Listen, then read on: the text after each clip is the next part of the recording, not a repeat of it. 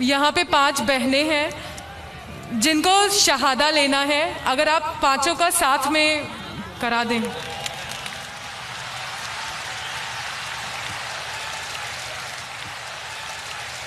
मैं जो नहीं चाहता हूँ वो अल्लाह ताला कर रहा है। मुझे किसी ने कहा कल कि शहादा इतने हो रहे, क्यों ना आप ऐलान करो कि एक साथ में दो तो वक्त बचेगा और लोग आएंगे। मैंने कहा मैं पब्लिक में नहीं कहना चाहता हूँ, लेकिन माशाअल्लाह लोग को पता है कि वक्त कम है, तो पांचों बहनें साथ में माइक के नज़दीक आ गए।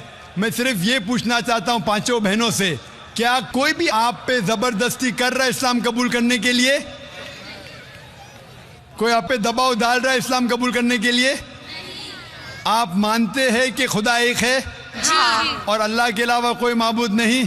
हाँ। आप मानते हैं कि मोहम्मद सल्लल्लाहु अलैहि वसल्लम आखिरी पैगंबर है? हाँ। मैं सिर्फ ये पूछना चाहता हूँ कि बारी बारी एक बहन अपना नाम कहे, अभी आपका नाम क्या और कौन से मजहब से ताल्लुक़ रखते, उसके बाद मैं साथ में कलमा पढ़ाऊंगा आपको। मेरा नाम कुसुम पाटिल है, मैं इस्लाम कबूल करना चाहती हूँ। दूसरी बहन अपना नाम फरमा सकती है? मेरा नाम है निर्मला शैलेंद्र गायकवाड़, मगर मेरे शोहर भी उधर आए कलमा पढ़ने के लिए।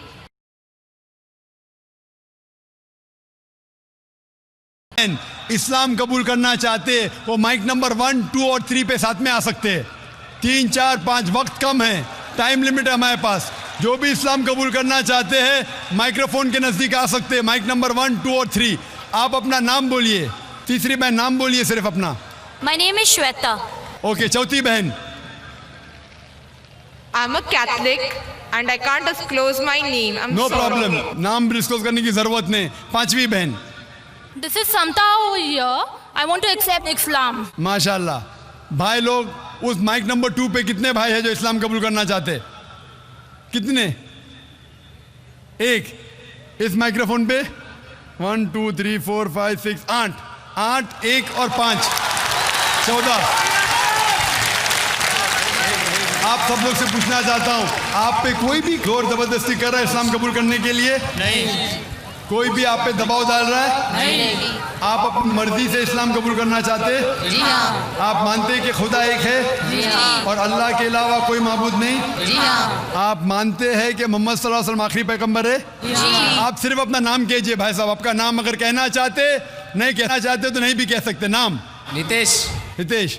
एक के बाद एक अपना नाम बोल सकते? हीरा। 2 हो गए माशाल्लाह। 2 लोग उधर? हाँ, 2। माशाल्लाह 2 हो गए, तो 10 और 5, 15। भाई साहब? शैलेंद्र गायकवाड़। शैलेंद्र गायकवाड़। दूसरा? उमेश। माशाल्लाह। तीसरा? संदीप जाट फ्रॉम एमपी। चौथा? गणेश नारायण दास। पांचवा? जी मेरा शंकर राम। छठा? शंकर मोटे। सातवां? मोहन मेघवाल। आठवां? मेरा नाम फुलचंद है। माशाल्लाह। 8 भाई इधर, 2 भाई उधर, 5 बहन इधर, 15। सब लोग को साथ में मैं कलमा पढ़ाऊंगा इंशाअल्लाह।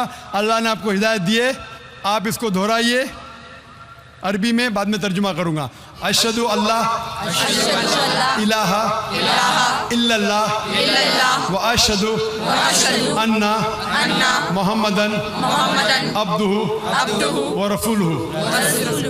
मैं गवाही देती हूँ और देता हूँ मैं गवाही देती हूँ कि अल्लाह के अलावा कोई माबूद नहीं, और मोहम्मद सल्लल्लाहु अलैहि वसल्लम उसके बंदे और पैगंबर है। माशाल्लाह। अल्लाह सुब्हानहू व तआला आप सबकी जिद्दोजहद को कबूल फरमाए। मैं अल्लाह सुब्हानहू व तआला से दरख्वास्त करता हूँ, दुआ करता हूँ कि अल्लाह सुब्हानहू व तआला आप सबको इस दुनिया और आखिरत में इसका अजर दे, और दुआ करता हूँ कि आप सबको जन्नत फिरदौस दे, और इस दुनिया में जो भी आपकी मुश्किलात है उसे दूर करे। और मैं दरख्वास्त करता हूँ हमारे मुसलमान भाइयों और बहनों से कि जब भी नौ मुस्लिम इस्लाम में आता है, हमारा फ़र्ज़ है कि उनकी मदद करे, उनको कोई तकलीफ़ है वो दूर करे। वो अगर जानना चाहते इस्लाम के बारे में कुछ इल्म, तो आप उन्हें दीजिए, इंशाअल्लाह आपको सवाब मिलेगा। और ये हो सकता है कि ये हमारा ज़रिया भी बने जन्नत के लिए। मैं आप सबको कहता हूँ जो लोग ने इस्लाम कबूल किया, मैं आपसे कहता हूँ कि आप मेरे लिए भी दुआ कीजिए और इस इदारे के लिए भी दुआ कीजिए ताकि अल्लाह सुब्हाना व तआला हमारे इस काम को भी कबूल फरमाए। शुक्रिया। मैं गुजारिश करूँगा इस पीस कॉन्फ्रेंस में तकरीर करने वाले तमाम मुकर्रिरीन से कि वो ऊपर तशरीफ़ लाएँ स्टेज पे। मौलाना मोहम्मद अशफाक साहब सलफ़ी, अबुल आस साहब वहीदी, अबू ज़फ़र हस्सान नदवी, मुकीम अहमद फैज़ी, डॉक्टर उबैदुल्लाह फ़हद, तारिक अब्दुल्ला, मुस्तफ़ा नदवी, मुबारक कापड़ी, डॉक्टर RK नूर, सनाउल्लाह मदनी, डॉक्टर शुएब सैयद, रफ़ीक़ मदनी, अतहर ख़ान, निसार नाडियाडवाला, शमीम अहमद फ़ौज़ी, अब्दुल बासित मदनी, अकबर अली। अब मैं गुजारिश करता हूँ सबसे पहले वल्आन अनालतमिस मिन फ़ज़ीलति शेख अली अहमद अल-हुज़ैफ़ी अन यतक़द्दम लना बिकलिमातिन तौजीहिया फ़ी अक़ल्लि वक़्तिन मुमकिन।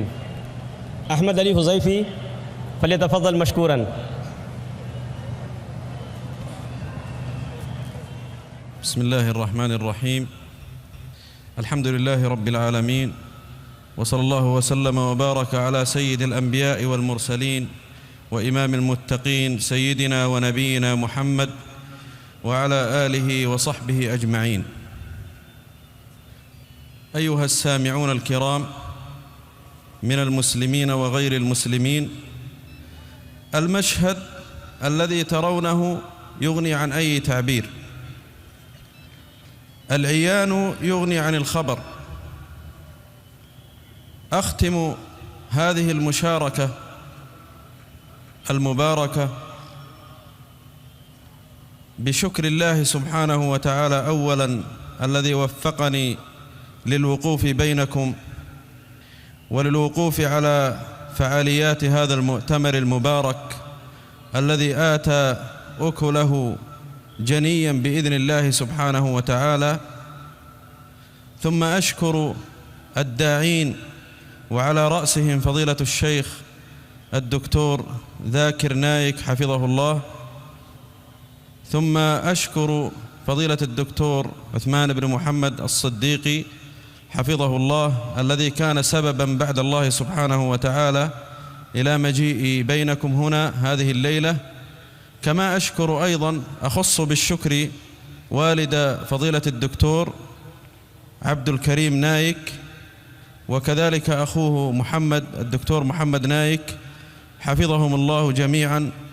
وجزى الله سبحانه وتعالى القائمين على هذا المؤتمر المبارك وعلى هذه الأعمال الجليلة في خدمة الإسلام بل وفي خدمة الإنسانية جميعا.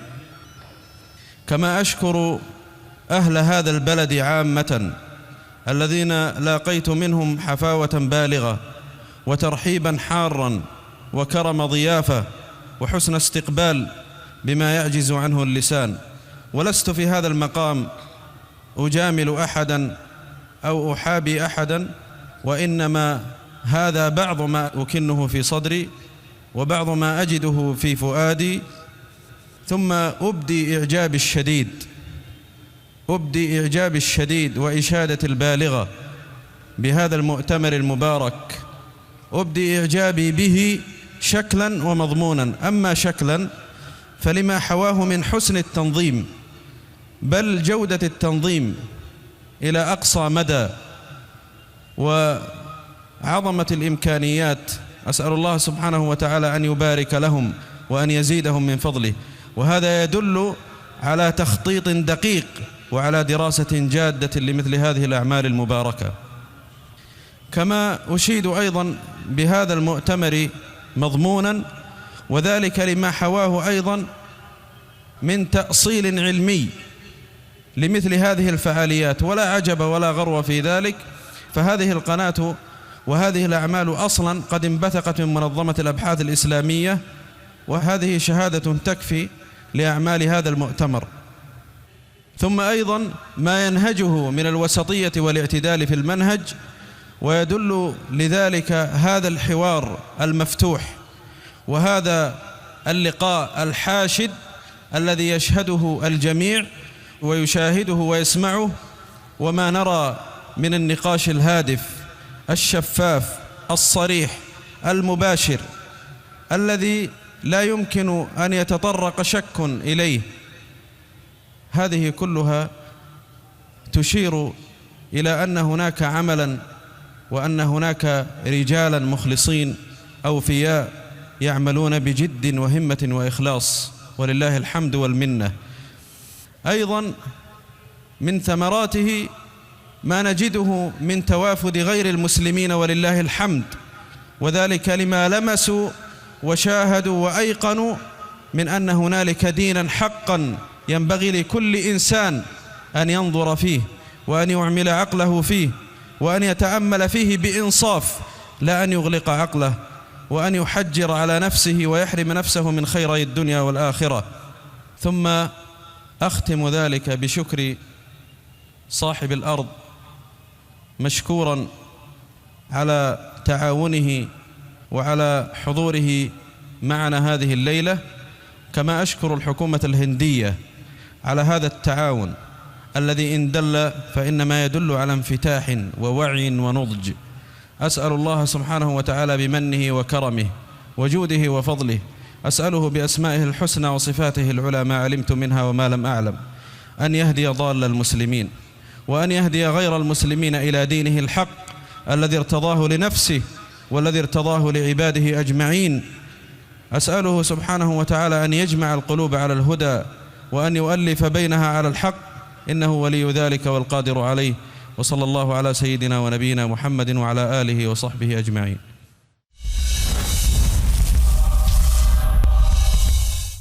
अल्हम्दुलिल्लाह अल्लज़ी बिनिअमतिही ततिम्मुस्सालिहात। तमाम तारीफ़ उस अल्लाह के लिए है जिसकी तौफ़ीक़ से, जिसकी इनायतों से नेकियां पाए तकमील को पहुँचती। 10 रोज़ कबल जो इस्लामी एक अजीम कॉन्फ्रेंस इस्लाम इंसानियत के लिए हल शुरू हुई थी, अल्हम्दुलिल्लाह वो इख्तिताम पजीर हो रही है। अल्लाह रब्बुल आलमीन इस खिदमत को अपनी रज़ा के लिए कबूल फरमाए, नशर इस्लाम, फ़रोग़ इस्लाम का इसको ज़रिया बनाए।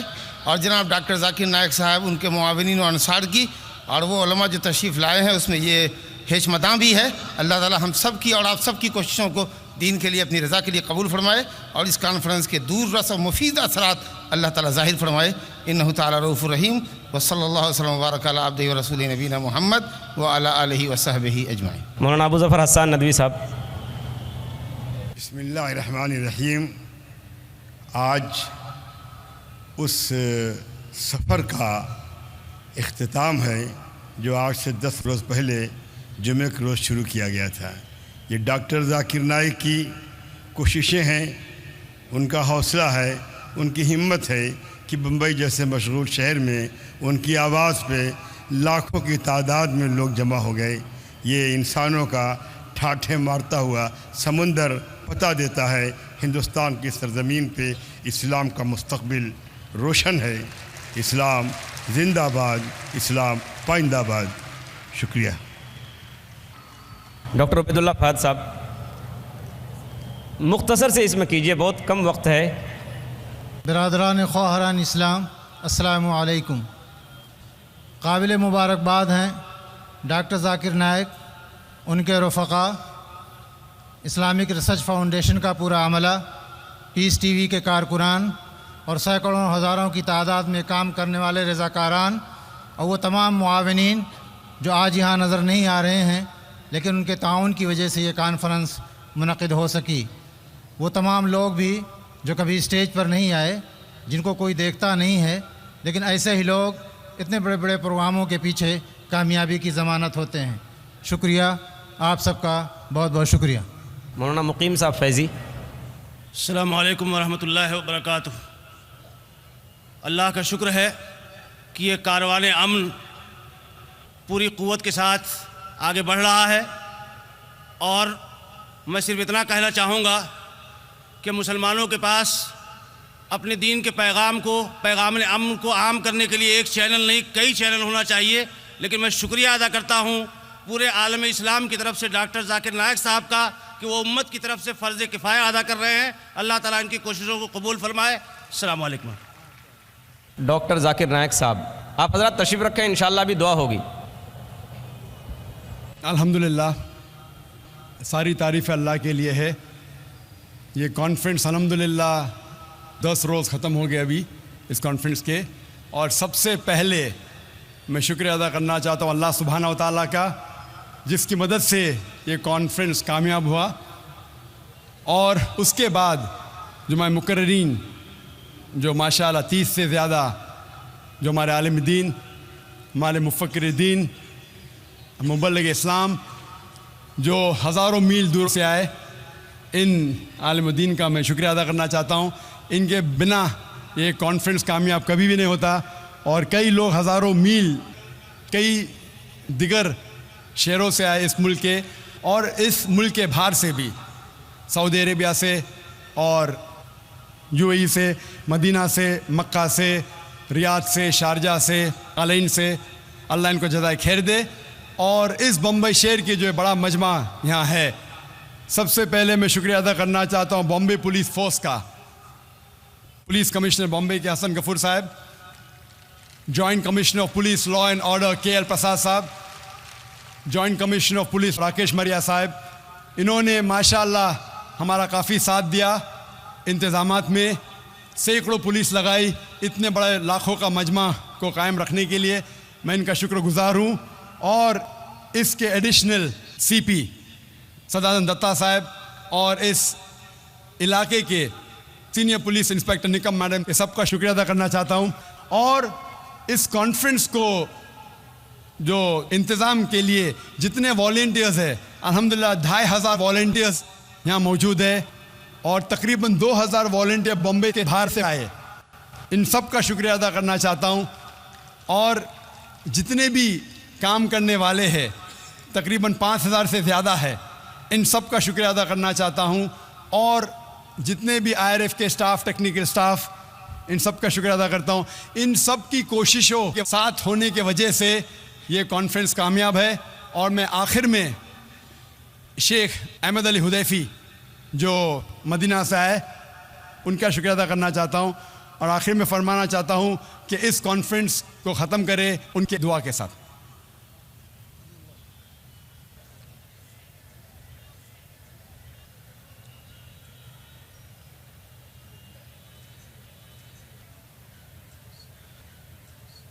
اللهم لك الحمد كما ينبغي لجلال وجهك وعظيم سلطانك. اللهم لك الحمد في الآخرة والأولى، ولك الحمد ملء السماوات وملء الأرض.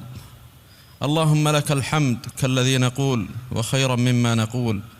اللهم لك الحمد كالذي تقول. لك الحمد بما أنعمت علينا وخلقتنا ورزقتنا وهديتنا وعلمتنا وأنقذتنا وفرجت عنا. اللهم لك الحمد بالقرآن، ولك الحمد على نعمة الإيمان. اللهم لك الحمد حمدا لا ينفد أولاه ولا ينتهي أخراه. اللهم صل وسلم على سيدنا ونبينا وحبيبنا محمد سيد الأولين والآخرين، وعلى آله وأزواجه وذريته وأصحابه وأتباعه إلى يوم الدين. اللهم لك الحمد، اللهم لك الحمد على أن جمعتنا في هذا المكان المبارك. اللهم إنا نسألك كما جمعتنا في هذا المكان المبارك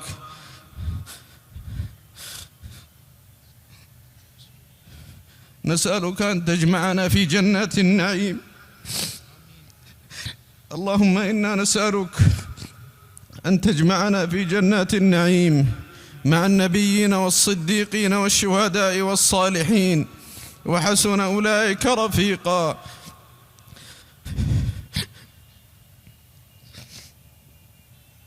اللهم اجعل هذا الاجتماع اجتماعا مرحوما، واجعل تفرقنا بعده تفرقا معصوما. اللهم لا تجعل فينا شقيا ولا محروما. اللهم لا تفرق هذا الجمع إلا بذنب مغفور، وعمل صالح مبرور، وتجارة لن تبور. يا عزيز يا غفور. اللهم إنا نسألك أن تجمع القلوب على الهدى، وأن تؤلف بيننا على التقوى. اللهم اجعلنا هداة مهتدين غير ضالين ولا مضلين. اللهم واجعلنا من حملة هذا الدين. اللهم أقر بنا عين نبينا صلى الله عليه وسلم. اللهم أبلغ هذا الدين ما بلغ الليل والنهار. اللهم ثبت من أسلم هذه الليلة على دينك. اللهم وفقه لهداك، اللهم أرشده يا رب العالمين لما اختلف فيه من الحق بإذنه، إنك سميع الدعاء. اللهم إنا نسألك في هذه الليلة المباركة ألا تدع لنا ذنبا إلا غفرته، ولا هما إلا فرجته، ولا كربا إلا نفسته، ولا دينا إلا قضيته، ولا مبتلا إلا عافيته، ولا مريضا إلا شفيته، ولا حاجة من حوائج الدنيا والآخرة هي لك رضا ولنا فيها صلاح إلا قضيتها ويسرتها برحمتك يا أرحم الراحمين. اللهم أحينا على ملة الإسلام، اللهم وتوفنا على ذلك، اللهم واحشرنا تحت لواء نبيك صلى الله عليه وسلم وفي زمرته، اللهم وأكرمنا يوم القيامة في الجنة بصحبته يا رب العالمين. اللهم إنا نسألك الجنة وما قرب إليها من قول وعمل، ونعوذ بك من النار وما قرب إليها من قول وعمل يا سميع الدعاء. اللهم ما قصر عنه رأينا وضعف عنه عملنا ولم تبلغه نيتنا وأمنيتنا من كل خير سأله أحد من عبادك أو أنت معطيه أحدا من خلقك، فإنا نسألكه يا رب العالمين يا أكرم الأكرمين يا رب السماوات والأرضين. اللهم إنا نسألك العفو والعافية والمعافاة الدائمة التامة في الدين والدنيا والآخرة. اللهم إنا نعوذ برضاك من سخطك وبمعافاتك من عقوبتك، وبك منك لا نحصي ثناء عليك أنت كما أثنيت على نفسك. اللهم صل وسلم وبارك على سيدنا ونبينا محمد وعلى آله وصحبه أجمعين في الليل إذا يغشى والنهار إذا تجلى.